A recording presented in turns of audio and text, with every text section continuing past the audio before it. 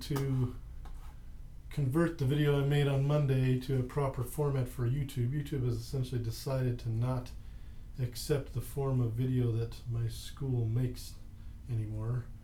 I guess it makes it harder for them. But instead of trying to make that work, I'm going to actually just record a new video really quick, and I'll figure out how to fix this later on. So what I'm going to do is just go over what we talked about Monday, which was essentially, pretty simply, the project that we're going into right now. We just finished the first exam, and we're going to do what we call the bridge project. And I've sent each one of you this bridge guide, activity guide for awesome bridges. And I really like this company that made these engineering activities. I think they're great to teach engineering concepts and teach the design process. So this is what we're going to be doing here in this class. So the Awesome Bridges Activity Guide, you can see here on the front page they've got a bunch of different bridges, and this is kind of how what we're going to be doing is building a bridge. And this activity guide is going to not only give you some resources and help doing that, but it's also going to be what you're going to do some work in here and turn this in. So here they have this page on what you will need, supplies for each structure built. These are the supplies that they give to students who are doing exactly what this guide asks them to do, but we are not going to ask you to do that. We would like you to kind of learn to improvise a little bit, having the materials that you have sent to you. I've sent you your kits, and those are available to you. But you must keep in mind that I don't want you to use all those materials in this project. You want to use as few materials as possible, but still have a very viable, strong, and workable bridge.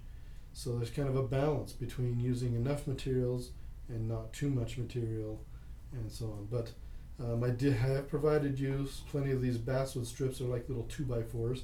I didn't give you very many dowels, so you have to be very careful with your use of dowels. Plaster connector strips, I didn't give you very many of those. I think I might have given you some wire. I gave you some string for sure. I did not provide you glue, but you can use glue.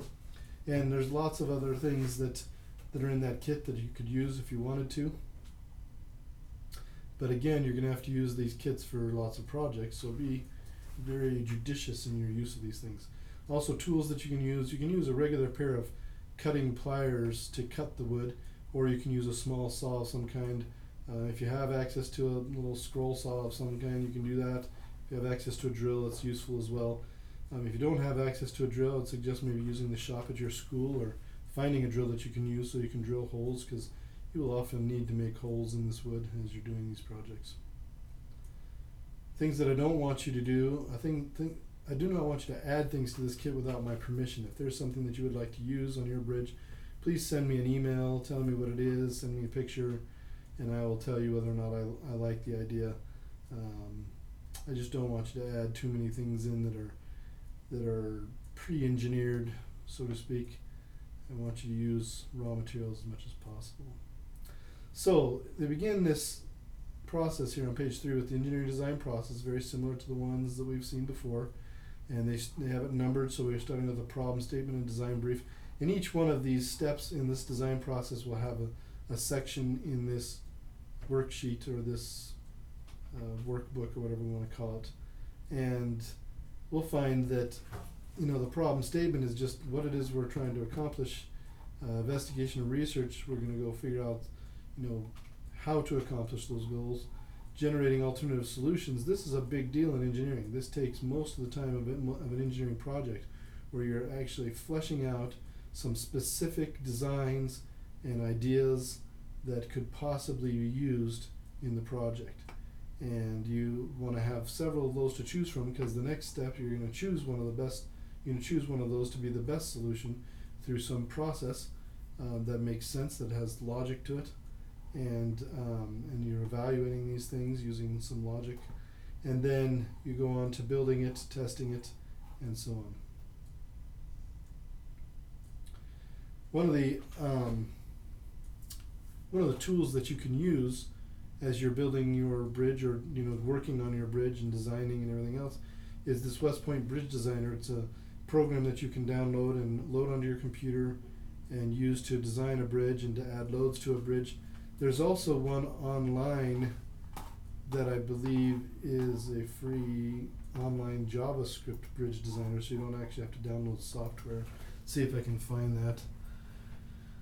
Online bridge designer. It's this one here at Johns Hopkins, if I remember correctly. Yeah, so here, this is at Johns Hopkins University. I actually used to work for them. But if you go here and you activate your Java script player thing, hopefully it'll bring it up and let us use it. Looks like it's kind of, I'll skip this version really quick. Maybe it's not going to let me use it.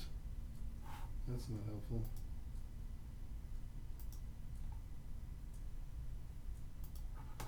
Let's try this again. Well, anyway, if you can get your Java to work, I obviously need to update my Java script player. But anyway, that's at, if you type into Google online bridge designer, then it should work for you. Let me see if I can get it to run otherwise here. It's just not being easy for me.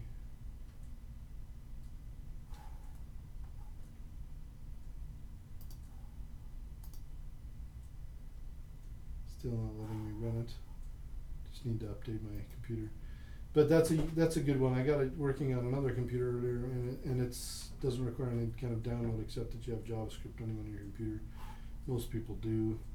Just haven't updated mine lately, so I'll get that done.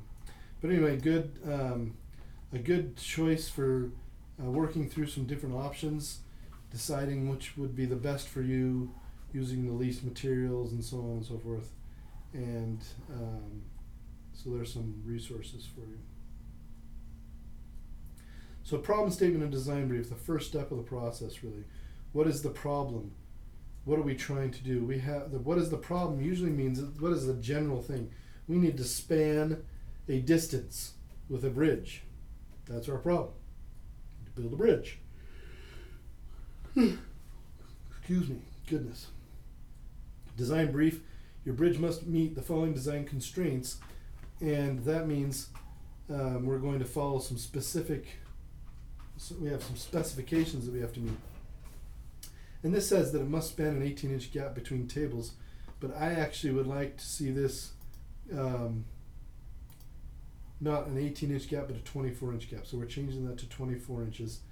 And it must support a 2-pound load at its center. We're actually changing that to a 10-pound load. I really want this to be a well-built bridge. And it says here's our kits are not standard kits. You should try to make this bridge. You should not try to make the bridge that are in the pictures. I would recommend a truss bridge. Also, you have to be aware that there are things that you need to fill in and complete. For example, in this problem statement, you need to actually write in a statement of the problem as you in your own words, and you need to also change these things in the design brief. You need to be a 24-inch gap between tables and a 10-pound load at the center instead of 2-pound load. And I could change it here in the sheet, but I think it's better that you change it and start filling things in. Down here at the bottom it says your final bridge will be tested until it fails under load. There are 2 ways for your bridge to fail. If the maximum deflection is reached or a bridge deck bends over 13 millimeters, about a half an inch, or if you get a fracture, if one or more bridge members breaks completely, breaks all the way through, then that's a failure. So that's part 1. Statement of the problem, figuring out what it is we're actually trying to do. Engineering design process, step 2, investigation and research. You're going to go out and figure out what bridge is best for you. Start looking at different kinds of bridges out there, and there are so many different kinds, and it's so easy to punch it into big Google bridge designs, and you'll get just so many different things. You'll be overloaded with many different truss bridges and many different suspension bridges and everything else, arch bridges and whatever else. Right in this picture you can see there's a truss bridge here and there's an arch bridge here. Two very different bridges, one going over the other. But you need to combine what the designs that you see with the materials that you have. So you need to not only research the types of bridges you might want to build, but also materials that you have to build them. So you need to research quite a few things. Start looking at things and coming up with some ideas that you may want to pursue. In step 3, you're going to generate alternative solutions of designs.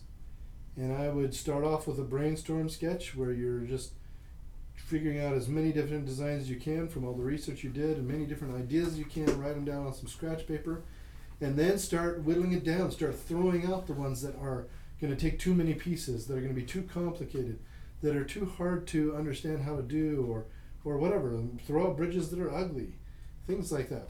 You're just going to throw out as many as you can until you get to maybe 4 or 5 that you really like. And then try to whittle it down to maybe 3, because we want you to have 3 alternative designs to choose from. So you need to have 3 designs that you're really going to work out on paper in a kind of a blueprint. And you can see here what they're looking for in the end. What they're looking for in the end is a side view drawing of the bridge here, and also a top view drawing of the bridge they'll look for. And this is where your real design is going to begin. So here they show talking about the top view and the side views here, and then all drawing in remaining members. This is the basic drawing, and then the more complex drawing, more details. And then once you've done that, you'll choose the best solution. Well, how do you choose the best solution? At the bottom of each of the design sheets, there is a design evaluation thing here, and we have 4 different things that we're trying to score. Meeting design constraints is 30 points total, and if you meet design constraints, then you're going to get so many points out of 30. I wouldn't give yourself 30 out of 30 for anything. There's always some drawback, there's always some weakness in particular design, so think about it thoroughly. But you also have function, how heavy a little load can it support without falling. Aesthetics, does it look good? I mean, looking good is important in engineering. Economy, how much would it cost to build? In other words, how many pieces of the materials are you using? Now I would recommend, since we're building such a long bridge and it needs to be strong, I would recommend that you consider the use of I-beams in part of your bridge. Not all of your bridge, but part of your bridge. Which part? Probably somewhere near the bottom, because I-beams are extremely strong, can withstand a lot of forces, and can help your bridge out a lot. But they do use up a lot of your materials, so you have to really think about where you're going to use them, if you're going to use them, and so on. And that's all part of the economy. If you used 25 pieces for one bridge and you used 80 pieces for another, the bridge that uses 80 pieces is going to get a much lower score in the economy section of this, obviously. Now if we go down a little bit further here, and we kind of skip this stuff and go to the end of this paper, hopefully. We come to alternative bridge design papers. We have 3 of these. These are just single sheet blueprint kind of papers where you can put your design on. Notice that these are to scale, that you have things to fill in up here, and you'll have things to draw here, and I would recommend using colors to denote different things, plastic one color, wood another color, dowels another color, so on and so forth. Just so it makes sense, and it's also easier to see colors than it is to see gray on these pages. But you have a top view and you have a front view, and it is to scale 1 square equals 1 centimeter, but we're not going to be working in centimeters, we're going to be working in inches. Since you have to go 12 inches, I would recommend changing the scale here. Instead of having a scale that goes, if you look at the bottom here, it goes from 0 to 24 centimeters. Every one of these things I would change to inches. So instead of 2 centimeters, I would change 1 inch, 2 inch, 3 inches, 4 inches, all the way out to 12 inches. And then this last one would be 13 inches for a total of 26 inches, which will get you across that span. So change that scale and make sure you change it up at the top of the page as well, so that one square is going to actually equal 1/2 of an inch.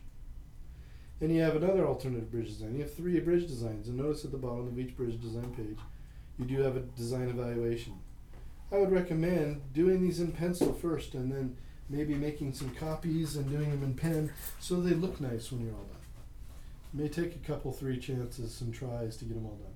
But you have 3 alternative bridge design sheets and 3 evaluation lists at the bottom.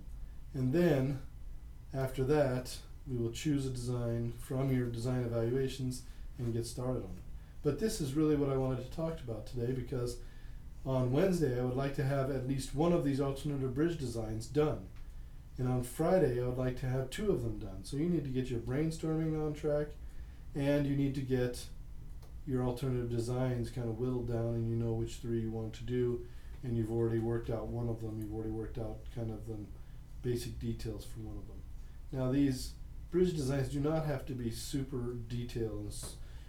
You can represent a wood member with just a red line, or a plastic member with just a green line. It doesn't have to be drawn out just like it looks. So don't worry about that so much. But on Wednesday, I would like one of these alternative bridge design sheets to be done with a design, and all the things labeled and all things in it. And then that's Wednesday. On Friday, I would like the other 2 completed, so that we're completely done with our alternative designs on Friday, and we're getting ready next week for our prototyping and testing, and we can be done with this project. So if you have any questions, feel free to call me, to email me, or whatever else. And this is our bridge design project that we're going to hopefully be starting on and working quickly through. Have a good day.